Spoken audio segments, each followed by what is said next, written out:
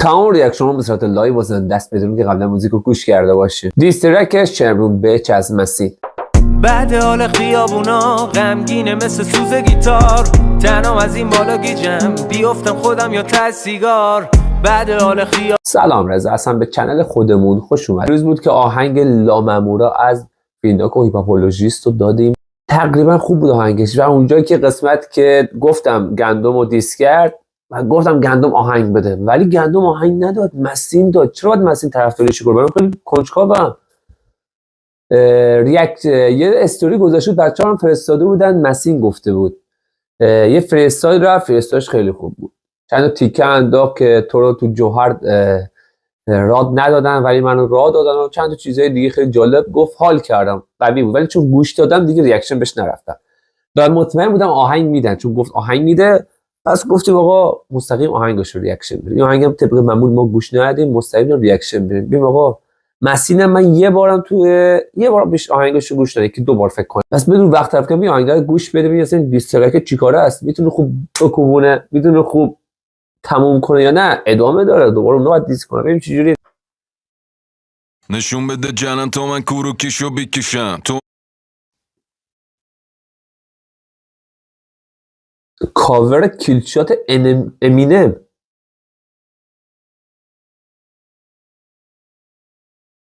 یعنی چیز خفن داری؟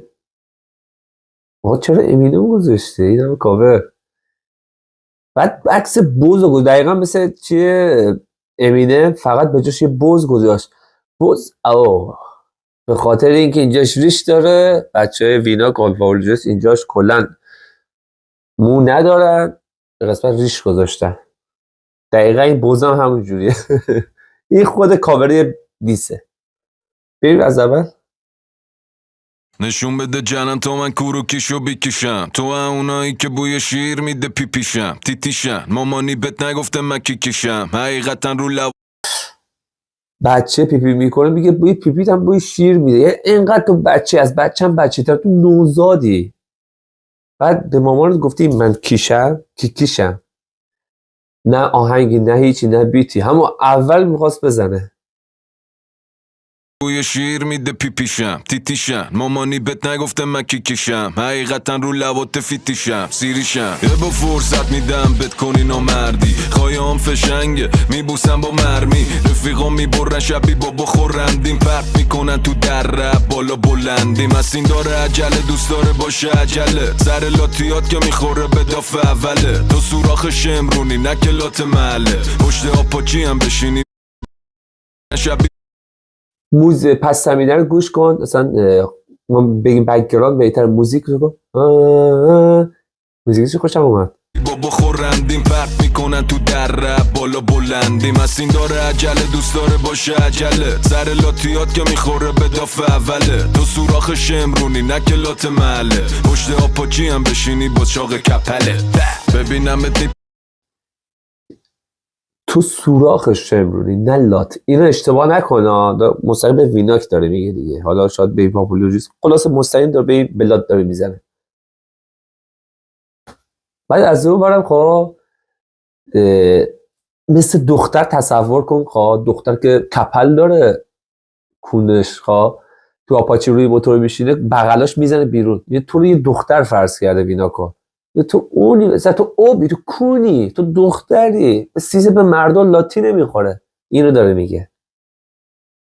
تو سوراخ شمرونی نه که لات محله، پشت آپاچی هم بشینی با چاق کپله.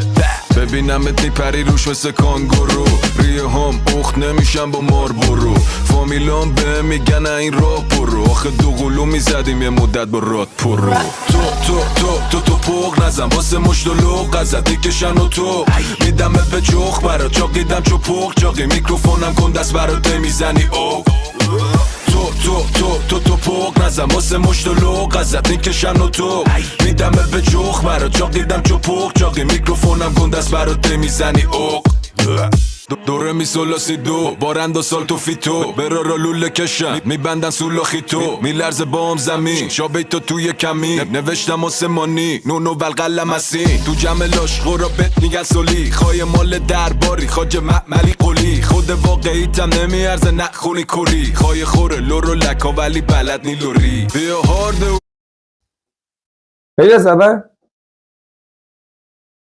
خواهی خوره لورو لکا ولی بلد نی لوری بیا هارد خایه خوره لورو لکای لک مازندرانی ها بکار میگه لکی ولی لوری بلد نیستی. او بالا جون براری دشو گیرنده مرکزی گلی دشو فراری میکشنت به دنو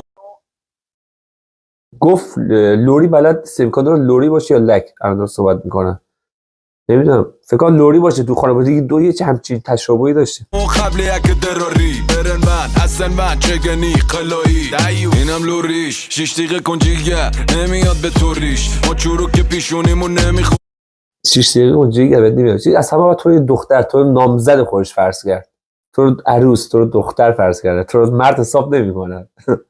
پولیش مسیم برات گنگ حتی سیس پولو خوریش کریم بخوریش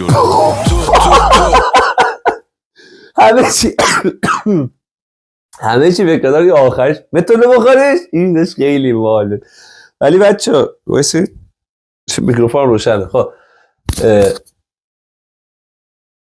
دیس بهش میگیم دیس یعنی باید دیس تو پر بیای نه اینکه به نظر من آقا نظر من ریاکشن کارو دوست دارم نظر خودم اینجوریه دوست دارم قشنگ سلام چطوری خوبی این نه مثلا سلام چطوری خوبی بعد بتر کنی داد بعد بزنی خشم تو بعد نشون بدی اینجوری ملایم خوندن اصلا خوب نیست به نظر من اصلا حال نمیده اصلا.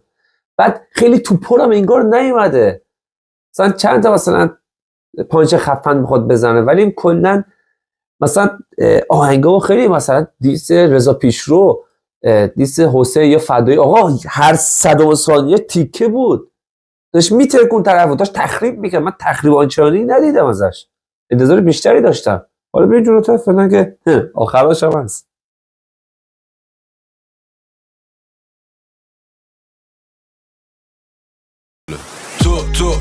تو پوق نزن واسه مشت و لوق ازت میکشن و تو میدم به چخ برا چاقیدم چو پوق چاقی میکروفونم کن دست برات میزنی اوق تو پوق نزن واسه مشت و لوق ازت میکشن و تو میدم به چخ برا چاقیدم چو پوق چاقی میکروفونم کن دست برات میزنی اوق فکر کن جنازه رو از تو قبر بکشی بیرون گندم دن سرویس یارو بر تو دیس کرده بعد یکی دیگه اومده داره دیسپک میده بعد تو آخر ورس داری آرتو میری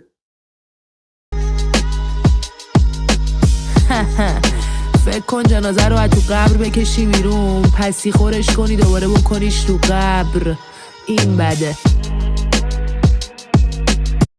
جنازه رو بیار بیرون چی خوری سر قبر این بیرون پسی خورش کنی دوباره بنازش توی قبر جنازه مرده پسی خورش کنی یعنی دوباره به حالت غیر طبیعی در بیاری یعنی برگرد به همون زنده بودنش همون که زنده شد دوباره بنازش داخل قبر چرا مجهول شد برای من دوباره بکنیش تو قبر هیچی هم نگو فهمی این بده